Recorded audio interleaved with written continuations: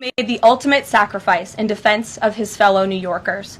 As the funeral services are held in New York City today, everyone at the White House is keeping the officer Islam, who made the ultimate sacrifice in defense of his fellow New Yorkers. As the funeral Islam, who made the ultimate sacrifice in defense of his fellow New Yorkers. As the funeral services are held in New York City today, everyone at the White House is keeping the officer's family, friends, and fellow NYPD law enforcement officers in our thoughts and prayers. The President has always, and will always, proudly stand with our men and women in blue. May God bless Officer Islam and the other individuals who were tragically killed in this senseless act of violence. In other news, President Trump's working visit to Scotland was a huge success. In less than 48 hours, President Trump brokered the biggest, most impactful trade deal in history and prevented a war in Asia for the second time since he took office.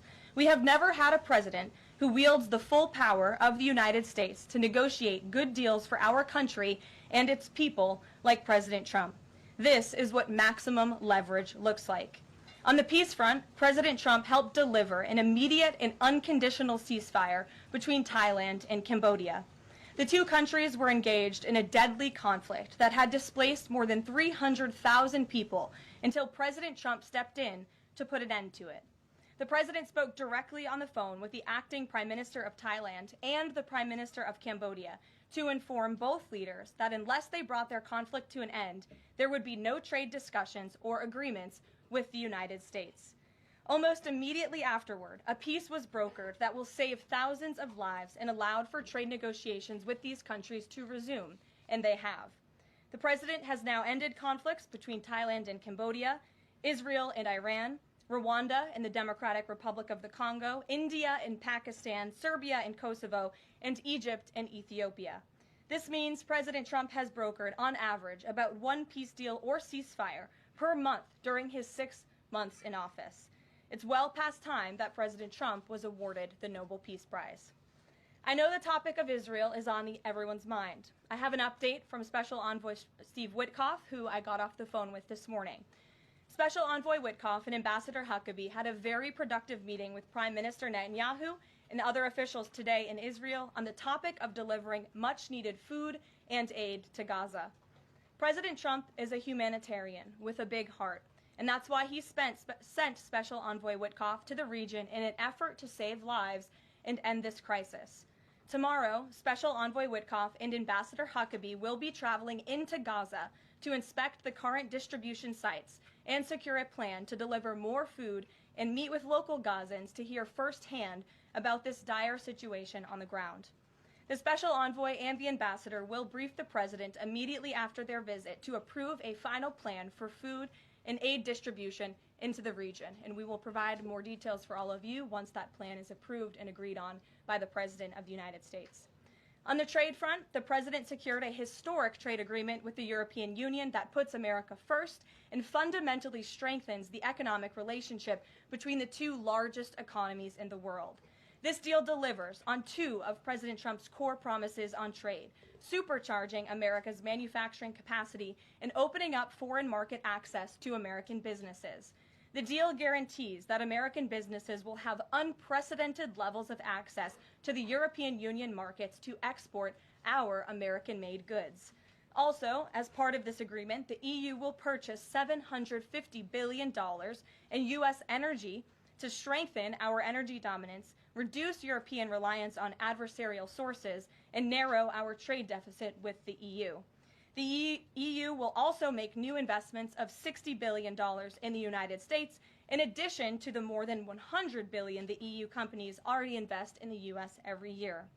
All of these massive purchases and investments will happen by the end of 2028.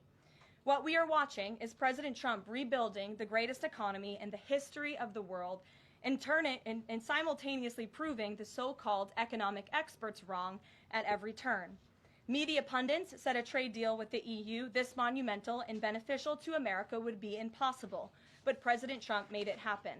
The so-called economic experts repeatedly said that the American economy would be in a recession this summer. Well, summer is here. It's almost over. And that recession does not exist. Yesterday, in fact, real GDP growth in the second quarter increased at a 3.0% annual rate, significantly above expectations. President Trump's America First policies are driving economic growth, as he always said they would. And this growth is being driven by the private sector, not the government. Federal government spending fell for a second straight quarter, while real business fixed investment rose by nearly 2% following its first quarter surge. President Trump is right-sizing government spending, reversing the damage done by the Biden administration, and allowing the private sector to flourish. The same so-called experts claimed that President Trump's tariffs would spike inflation and hurt American consumers. But consumer spending growth just accelerated, and inflation remains right on track. For the past 5 straight months, core inflation has come in below market expectation and remains in line with the Fed's 2% inflation target. Meanwhile, customs and tariff revenues have already totaled more than $150 billion since President Trump took office, leading to the first June budget surplus in nearly a decade. Those revenues will skyrocket even further starting tomorrow when new reciprocal tariff rates take effect. President Trump is restoring America's economic sovereignty by reducing our reliance on foreign countries, boosting investment in the U.S. to the tune of trillions of dollars, and creating hundreds of thousands of high-paying jobs for the American people.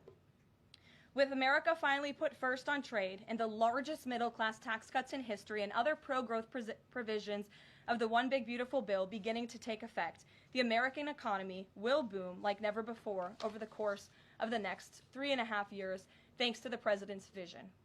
Finally, as you all know, the president signed an executive order earlier this year to solve the problem of exorbitant pharmaceutical pricing.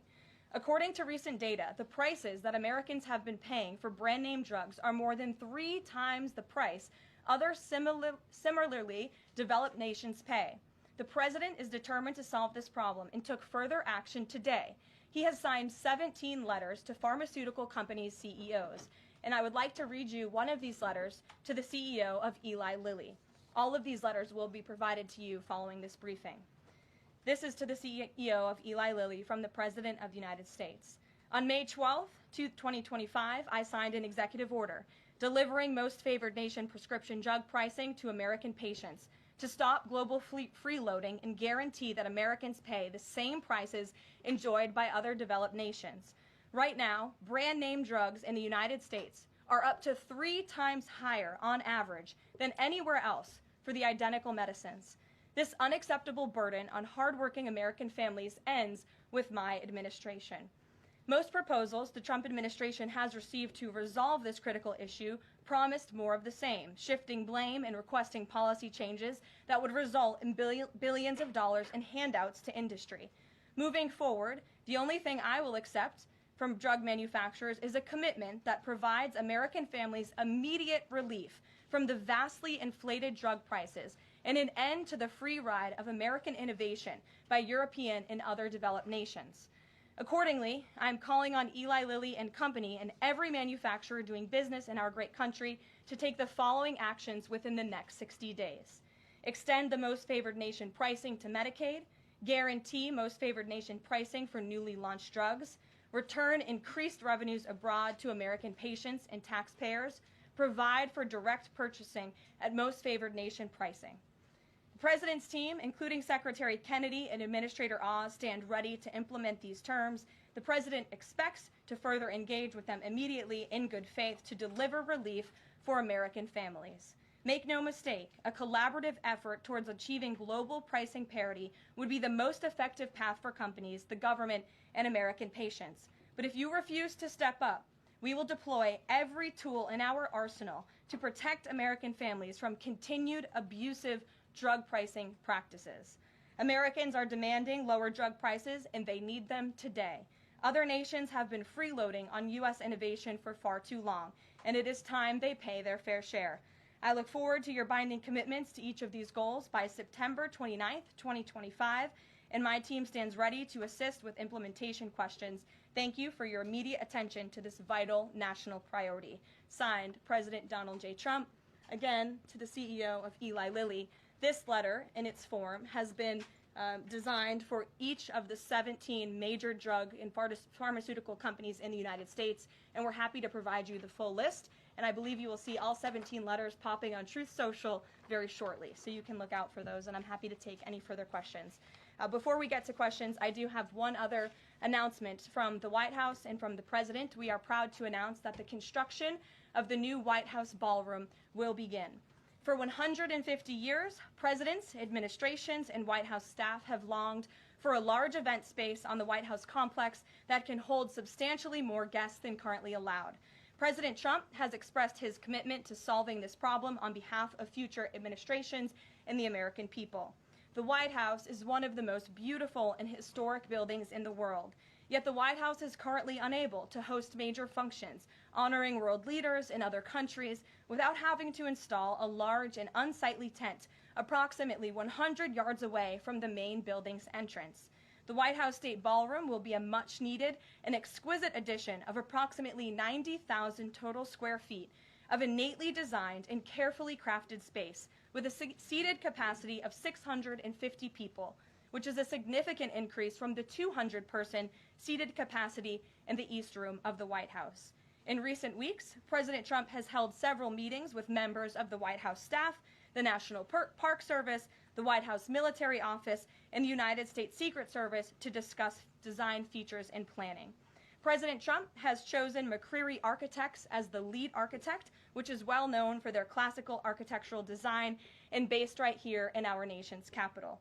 The construction team will be headed by Clark Construction, and the engineering team will be led by AECOM. The project will begin in September 2025, and it is expected to be completed long before the end of President Trump's term. President Trump and other donors have generously committed to donating the funds necessary to build this approximately $200 million structure. The United States Secret Service will provide the necessary security enhancements and modifications. The White House ballroom will be substantially separated from the main building of the White House, but at the same time, its theme and architectural heritage will be almost identical. The site of the new ballroom will be where the small, heavily changed and reconstructed East Wing currently sits. The East Wing was constructed in 1902 and has been renovated and changed many times, with a second story added in 1942. White House Chief of Staff Susie Wiles has provided the following statement. President Trump is a builder at heart and has an extraordinary eye for detail. The President and the Trump White House are fully committed to working with the appropriate organizations to preserve the special history of the White House while building a beautiful ballroom that can be enjoyed by future administrations and generations of Americans to come. In the White House, we will continue to provide the American public and all of you in the press with updates on this project at whitehouse.gov/visit. And if you go there shortly, you will be able to see renderings and visuals of what this ballroom will look like, both the exterior and the interior. I have provided some photos for all of you in the room today. This is the interior of the ballroom space. It's quite beautiful. And then this is the exterior of the ballroom space. As you can see, it will come off of the executive mansion as it sits today, and the East Wing will be modernized and renovated. We're happy to answer any further questions on that, Jennifer. Since you're so eager, I will go to you, but first, as always, I want to start with our new media seat, Ben Weingarten. Why don't you go ahead, Ben? Thank you. In light of the release, the declassification of the annex to the Durham report today, beyond any potential prosecutions, the outcomes of which will likely be uncertain, what does the President believe justice for Russiagate ought to entail? Might it include restitution for those whose lives were upended as a consequence of Russiagate, and perhaps a major reorganization of the national security apparatus? Well, I think a major organization of the national security apparatus, at least here at the White House within the National Security Council, has indeed taken place, and the President entrusts his current CIA director, John Ratcliffe, and our ODNI director, Tulsi Gabbard, to make the necessary changes to ensure classified intelligence, especially that could implement or hurt the national security of our country does not make its way into the hands of irresponsible actors who want to politicize that intelligence for their own end. Since you brought up the declassification report that was put out by Senator Grassley today, I'm glad you brought it up because this should be a story every outlet in this room should be covering. This is further evidence that Hillary Clinton approved the Russia hoax against President Trump. Her campaign financed it. Again, she approved it. And the FBI and the CIA were both weaponized to, as our director of CIA has said, accelerate this hoax against then candidate and former President Trump. To answer the heart of your question, the president wants to see justice served, and he trusts the Attorney General and the Department of Justice to implement that justice and hold these people accountable. One more question, briefly, Sure. if I may, on a totally different topic.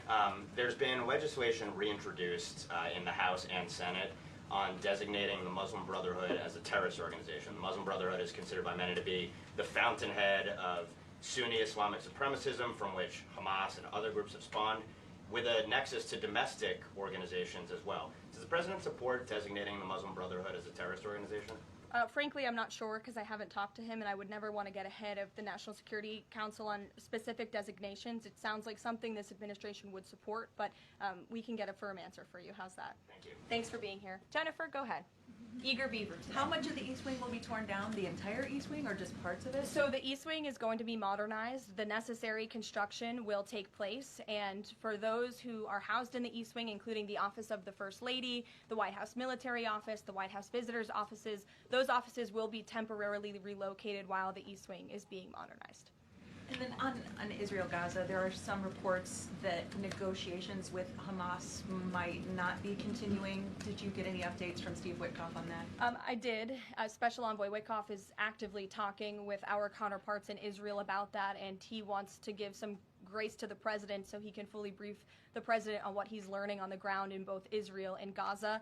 But the president put out a very strong statement on Truth Social this morning, which I'm sure you saw, and he said the quickest way to end this entire conflict, the humanitarian crisis that we've seen, and the crisis in Israel that of course started on October 7th when Hamas brutally kidnapped and raped innocent Israelis, that terrible terrorist attack, is for Hamas to surrender, to release all of the hostages, and to end this conflict. And that's what the president wants to see. He's made that very clear. But the special envoy will be in Gaza tomorrow, as I shared with you previously. Josh.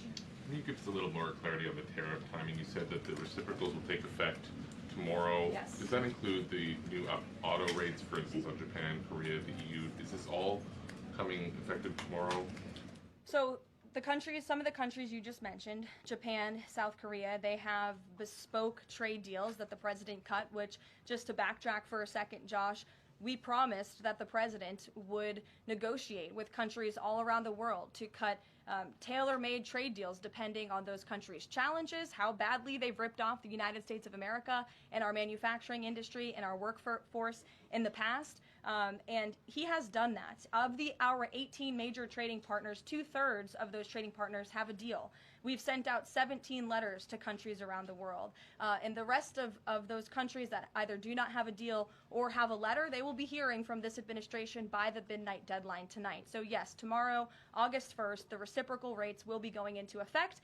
If more deals are cut between now and midnight, I will never count out the president. You've seen him do it before. He cut 3 deals in one day very recently. So we'll see what happens. I do know foreign leaders are ringing his phone, realizing this deadline is a real thing for them tomorrow, and they're bringing offers to the table. We were reporting that the president wants to meet David Solomon of Goldman Sachs today. Can you say what they'll discuss, if anything, in that meeting? I won't discuss the president's private meetings from this podium, and it hasn't taken place yet unless he gives me liberty to do so. And finally, have you talked with the president about his position on the stock trading ban bill before Congress? He obviously had pretty loaded comments about Senator Hawley. There's some reporting that they've since spoken. What is his position on the current status of that bill? The president has spoken to Senator Hawley, who called him, and the president took that call. As the president said in the Roosevelt Room yesterday, conceptually, he of course supports the idea of ensuring that members of Congress and United States senators who are here for public service cannot enrich themselves. And the reason that this idea to put a ban on stock trading for members of Congress is even a thing is because of Nancy Pelosi. I mean, she is rightfully criticized because she makes, I think, $174,000 a year, yet she has a net worth of approximately $413 million. In 2024, Nancy Pelosi's stock portfolio, this was a fascinating statistic to me, grew 70% in 1 year in 2024, and her portfolio outperformed every single large hedge fund in that same year and even more than doubled the returns of Warren Buffett's Berkshire Hathaway. So I think the president stands with the American people on this. He doesn't want to see people like Nancy Pelosi enriching themselves off of public service and ripping off their constituents in the process. As for the mechanics of the legislation and how it will move forward, the White House continues to be in discussions with our friends on Capitol Hill. Emily, in a new seat today. Thanks, Caroline. I wanted to ask about this report that the president wants to host a G20 meeting at Trump-Durrell. How is he going to do that, considering all the preparations that have been going on in South Africa? And also, would that be seen as his businesses possibly profiting from hosting this kind of meeting? I would reject that premise entirely. We have announcements and details forthcoming on the G20, but my understanding is no firm announcement is ready to be made at this time. I did see the report, but we're not in a place to confirm it just yet. Michelle? Just on the tariffs, what are the logistics for imposing those? Does the president have to sign an executive order tonight? What's the timing of that? Yes, and he will be signing an executive order at some point this afternoon or later this evening. And as always, we'll keep you posted when that happens, and it will be released from our office. And there's some of these countries that have they all had contact with U.S. officials, or are there some countries that are going to get letters that have had no opportunity to negotiate with the United States? Well, there's a lot of countries that I know have reached out. I believe it's upwards of 200 countries around the world have reached out to the trade and tariff team. Of course, as I said previously and the president said, we're going to prioritize our key trading partners, which we have done. Like I said, of the 18, 2/3 of those we have cut these tailor-made deals with. But I do know that the trade team has been working around the clock to try to be in correspondence with as many countries as possible. But if they haven't heard from us yet, they will in the form of a letter or an executive order by midnight tonight. We'll go to the back. Sure, go ahead. In the back left. Thank you. Amanda, yes. Thank you very much. I have a talk to ask about the U.S. Amanda, you can go. U.S. and South Korea tariff negotiations. At the tariff negotiation between South Korea and the United States concluded yesterday. President Trump stated on his SNS, Truth Social, that he would announce the specific details of the investment in the United States at the South Korea United States Summit in 2 weeks. My question is this tariff negotiation a final agreement, or is further negotiation necessary? Well, yes, as you know, the president met with representatives of the Republic of South Korea here at the White House yesterday, and they did, in fact, reach a deal. And South Korea will pay a 15% tariff rate, including 15% on autos, while providing historic market access to American goods like autos and rice. Korea will purchase $100 billion in American energy by 2028. And the centerpiece of this deal is that South Korea has agreed to invest $350 billion at the president's direction to revitalize American industry. 90% of those profits will go to the United States government to help pay down our debt and for other matters at the president's choosing. So it was a very successful meeting yesterday. When is set up the further U.S.-South Korea summit day? I'll get you something on that. I don't have it at my fingertips. Okay. Amanda. Thank you, Caroline. There are a number of congressional Republicans who have raised the alarm about the fact that roughly 80% of pharmaceuticals are either manufactured or their precursors are manufactured in either China or India. There are some pieces of legislation, some recommendations, which include either onshoring, nearshoring, or friendshoring, those components of that. Do you know if the president intends to throw the weight of the executive behind that? I don't have any updates for you at this time. I do have an update on our EU trade deal. I stand corrected. It's not $60 billion in investments. It's $600 billion in investments. I want to make that very clear. And I personally watched the president behind closed doors with the European president in Scotland negotiating this deal.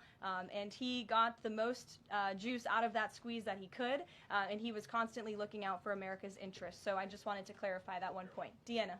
Thanks, Caroline. For the countries that don't have a deal yet, should we be looking at the April 2nd chart at all Or is he negotiating and talking about having a set tariff rate, 10%, 20%? Those discussions are taking place with the trade team today, and again, we'll provide further guidance with that executive order once it is signed, and the answer to that question will be in that executive order. Is he looking to provide any more extensions today after his phone call with Mexico? Is there any other conversations like that? I do know that other foreign leaders around the world have reached out, and if the president decides to share the conclusions of those calls with all of you, he will do so himself. But I do want to reiterate what the president said about Mexico. Mexico is still paying tariffs. They're paying a 25% tariff on fentanyl, 25% tariff on cars, a 50% tariff on steel, aluminum, and copper. And additionally, Mexico has agreed to immediately terminate its non-tariff trade barriers, of which there are many. And as the president said, we will continue to talk to Mexico over the next 90 days with the goal of signing a larger trade deal.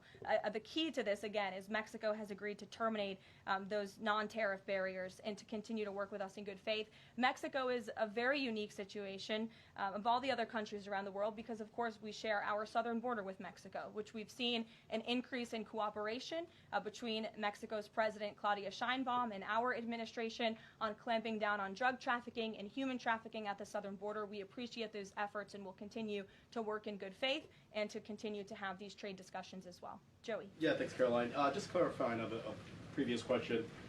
President Trump has indicated he's been looking at either 15% or 20% baseline universal tariff. Has he landed on one of those yet? I won't get ahead of the president on that baseline announcement. And then secondly, what did Treasury Secretary Bassett mean yesterday when he called the new Trump accounts for newborns a, quote, backdoor to privatizing Social Security? Does the administration view this new Trump accounts as a way to, in the long term, perhaps privatize Social Security? What the Secretary of Treasury was saying and what this administration believes is that these Trump newborn accounts, which is an incredibly creative and great provision that was in the One Big Beautiful Bill for newborn babies and families and future generations of Americans, will help supplement, not substitute, Social Security. The Trump administration is wholeheartedly committed to protecting Social Security. The president did it in his first term. He's doing it again in this term.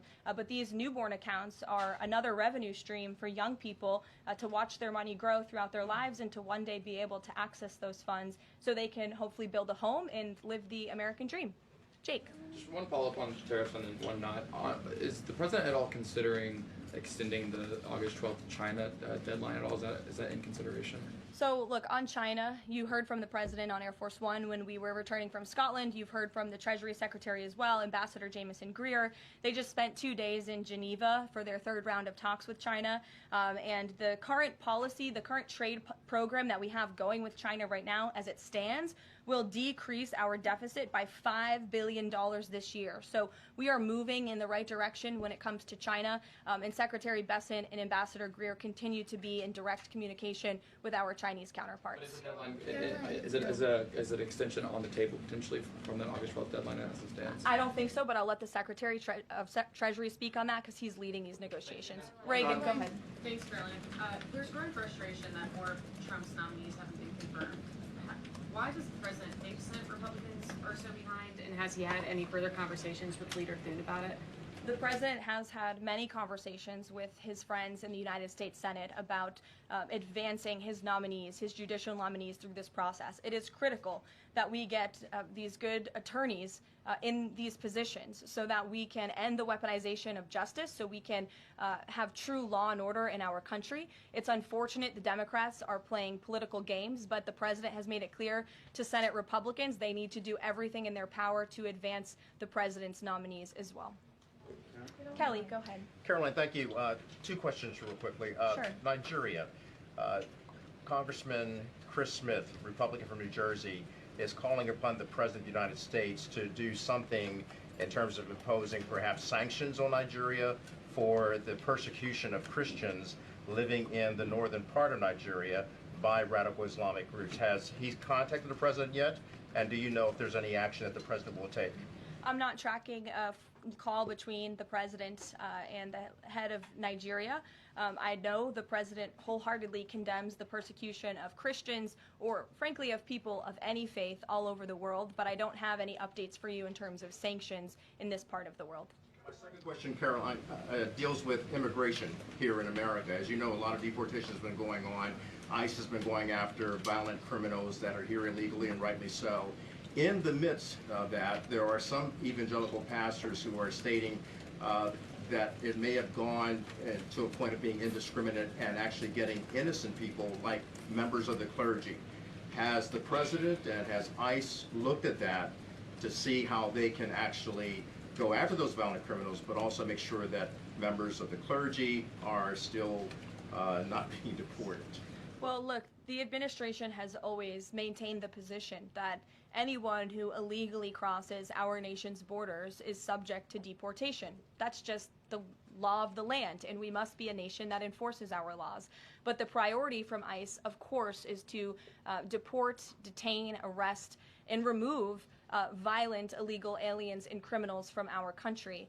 And they have been doing that at the rate of thousands of illegal violent criminals every single week, especially in Democrat-run sanctuary cities where these illegal violent criminals have been given a safe haven and have essentially been immune from our nation's laws under the previous administration. That's not happening anymore because of this president and Secretary Noem in the Department of Homeland Security. And we are going to be a nation of laws. And as we've said repeatedly, if you came here illegally, you are subject to deportation. But the priority are those public safety threats that we must remove from our communities.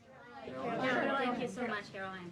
Two questions. So what Hamas hardens its position and Israel provides aid? Do you have any new information on the hostages that need aid too?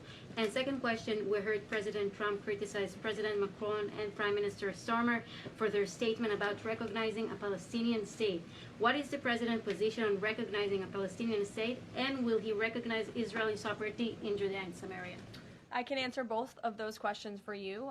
On the second question about a Palestinian state, the president expressed his displeasure and his disagreement with the leaders of France, the United Kingdom, and Canada. He feels as though that's rewarding Hamas at a time where Hamas is the true impediment to a ceasefire and to the release of all of the hostages. So to your first question, the president wants to see all of the hostages released. He cares deeply about this. He has met with many of the former hostages, many of the families of those who have loved ones who are still being held hostage in Gaza. I have met with them too. It is absolutely devastating what these poor people have been through, and the president is always thinking about them, and that's why he's designated his special envoy Steve Witkoff, who's doing a tremendous job to release the hostages and to end this conflict. But the president has always said the last remaining hostages, now there are 20 living hostages in Gaza, will always be the hardest because Hamas is unfortunately using these innocent people as bargaining chips. But nevertheless, we are committed to seeing this come to an end. Elizabeth. Thanks, Caroline. Part of the settlement with Brown prohibits it from performing transgender procedures or prescribing hormone, puberty blockers, that type of thing. Will eliminating these types of procedures be a priority for the Trump administration in negotiations with other universities?